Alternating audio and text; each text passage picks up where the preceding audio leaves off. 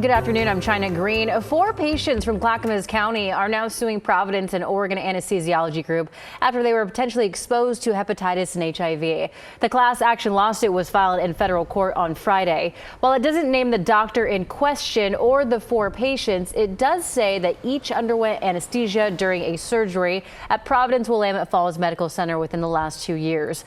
Those patients received a message from Providence in July saying, quote, infection control practices may have not been followed. The anesthesiologist that violated those practices was employed by Oregon Anesthesiology Group and has since been fired.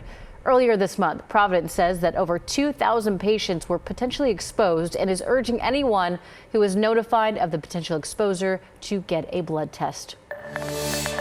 Portland police are investigating a deadly shooting that happened yesterday morning in the Lloyd District neighborhood. It happened around 6 near Northeast 6th Avenue and Holiday Street. People living nearby say that they heard at least 7 shots fired.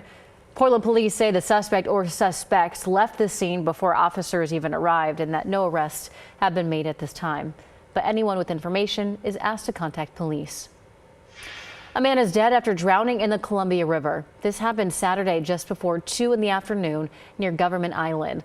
The Multnomah County Sheriff's Office says they got a 911 call of a man who fell out of a boat and never resurfaced.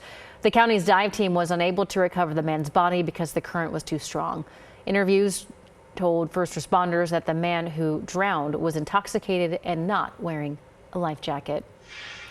A church in Portland's St. John's neighborhood is facing a massive cleanup after vandals broke in and sprayed fire extinguishers all over the place.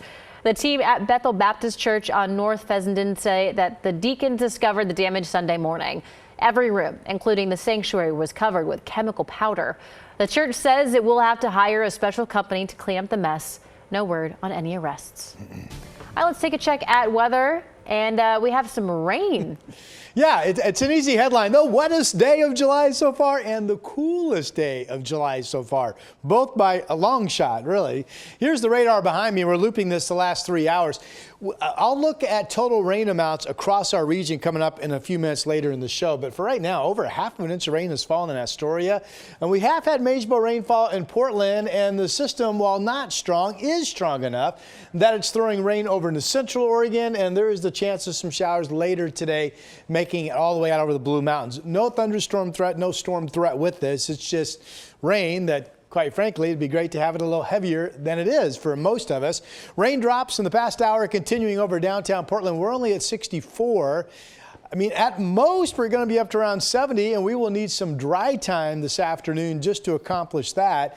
And the rain chance continues for your evening plans. I don't really stop the rain chance until we get into tomorrow morning. Again, rain totals coming up, and also, have you heard? It's going to be getting hot again. That's up in my complete forecast. All right, Rod, thank you. We now have details about the pilot who died during a firefighting mission in eastern Oregon. The Grant County Sheriff confirmed 74-year-old James Bailey Maxwell right there was piloting the single-engine air tanker that crashed in the Malheur National Forest on Thursday. Maxwell was working to put out a new fire near the Falls Fire, burning in Harney and Grant counties. Search teams found the tanker wreckage Friday morning. Maxwell was an experienced pilot with more than 54 years in the cockpit. More than 1 million acres of land has burned in Oregon this wildfire season, so let's take a look at some of the major fires here. The Durkee fire in eastern Oregon is about 50% contained this afternoon after burning more than 288,000 acres.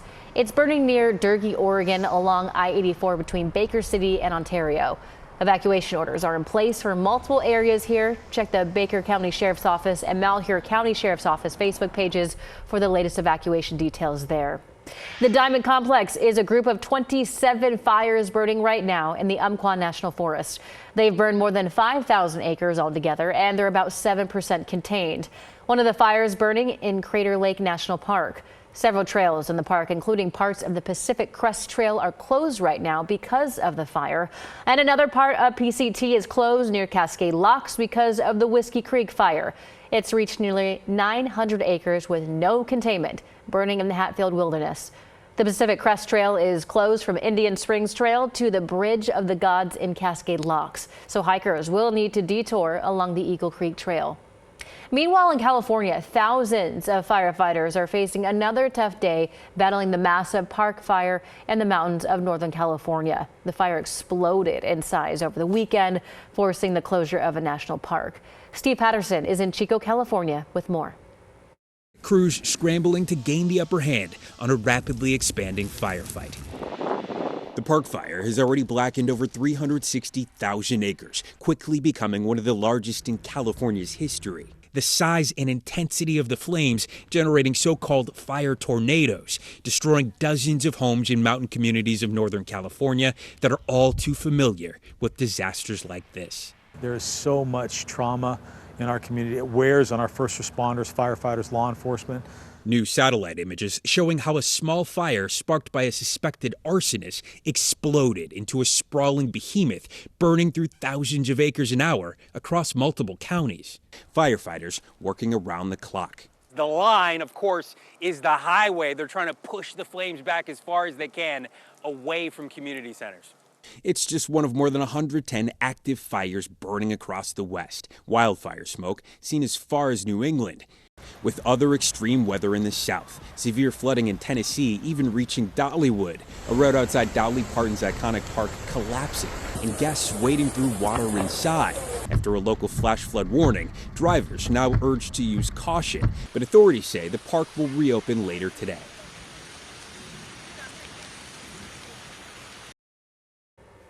In other news, President Joe Biden is calling for a big reform to the United States Supreme Court. This afternoon, he's expected to propose term limits for Supreme Court justices and a constitutional amendment to counteract the recent presidential immunity decision. The amendment would partially overturn the landmark decision by making clear former presidents do not get criminal immunity from federal criminal indictments. The president will also voice support for a binding code of conduct for the justices. Today is a deadline for Washington voters to register to vote online or by mail in the August primary. To register online, just grab your driver's license and head to votewa.gov to submit your form. You can also print out a registration form and mail that in. The deadline to register to vote in person is primary election day, August 6th. Key races you'll see on the ballot here include the race for governor, state attorney general, commissioner of public lands, a U.S. Senate seat, and all 10 congressional districts. Again, primary election day is on August 6th. And this weekend, a yearly market returned to Beaverton bigger and better than ever. The Patricia Reeser Center for the Arts was the site of the legendary Makers Market. Between 150 and 200 vendors made up this weekend-long night market, offering anything from food, artwork, apparel, with a focus on celebrating Asian American culture. It's a really great opportunity for a small business, especially for some of us that are online businesses. We don't have brick and mortars, to be able to meet customers and be like customer facing and interact and then just be in community together. And I think also a really special place to come where all of us feel like we belong. Throughout the weekend, there were also live performances, there were film screenings, and there were also workshops. All right, let's take a look at weather with Rod Hill. Cool day, rainy day. Yeah.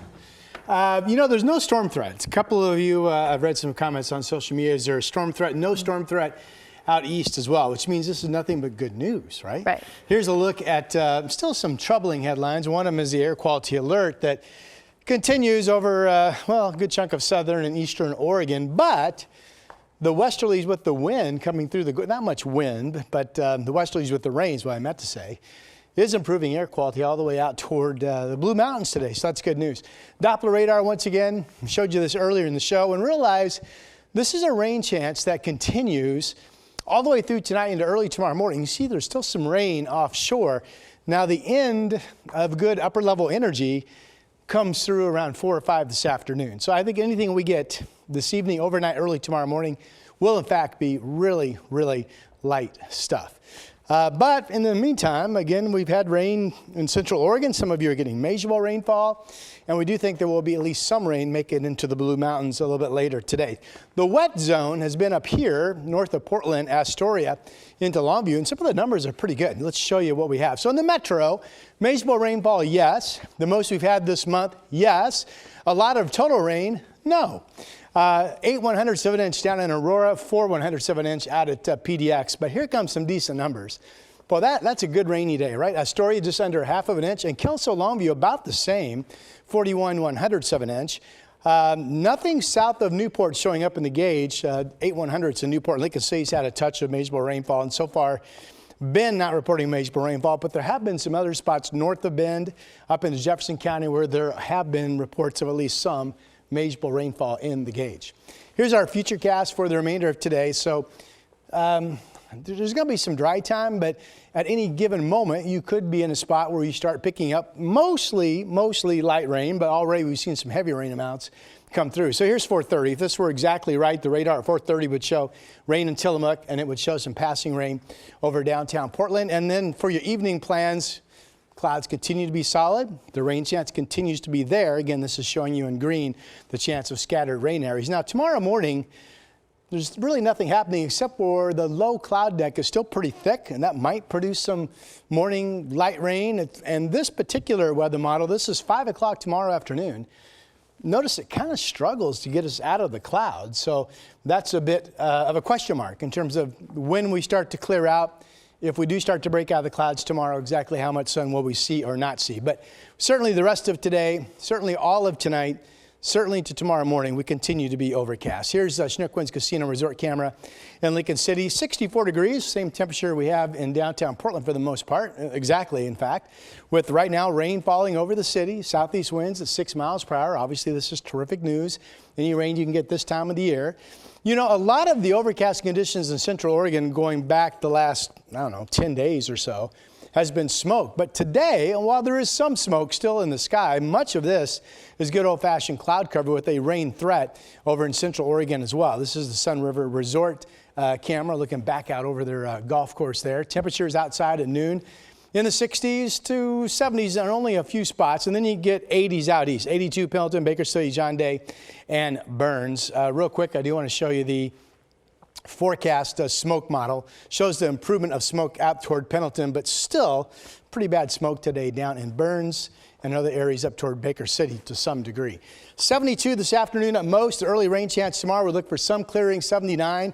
And then here's the next headline. 96 Thursday, 97 Friday, 94 Saturday. If this forecast continues to hold, it won't be too long before we'll put these days in red and call it a KGW weather impact alert, meaning you would want to start planning your days around the hot weather. China? High of 72 to a high of 97. Yeah. That's a quick change. All right, Rod, thank you. The Olympics in Paris continue today with swimming, rowing, women's basketball, and women's saber finals. Several Northwest athletes are competing, so make sure to check out all the action on KGW. Let's take a look at the medal count as of day 3 of competition. Right now, the U.S. is in the lead for total medals. 3 golds, 7 silver, 5 bronze, followed by France, Japan, China, and then South Korea, though Japan currently has the most gold medals. Thank you for joining us for this noon edition of KGW News. We'll see you later.